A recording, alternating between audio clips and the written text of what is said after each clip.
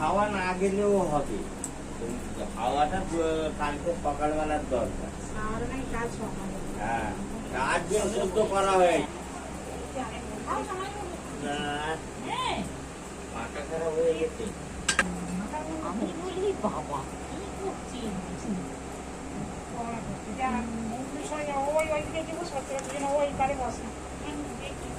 এখন কোনো অসুবিধা নেই, কালকে সকাল থেকে চালাতে হাওয়া পেলেও কিছু হবে।